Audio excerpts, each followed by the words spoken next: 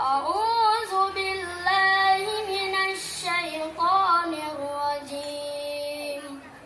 بسم الله الرحمن الرحيم. والسماء والطارق وما أدراك ما الطارق النجم الثاقب إن كل نفس لما عليها حافظ فلينظر الإنسان مما خلق من ماء دافق يخرج من بين الصلب والترائب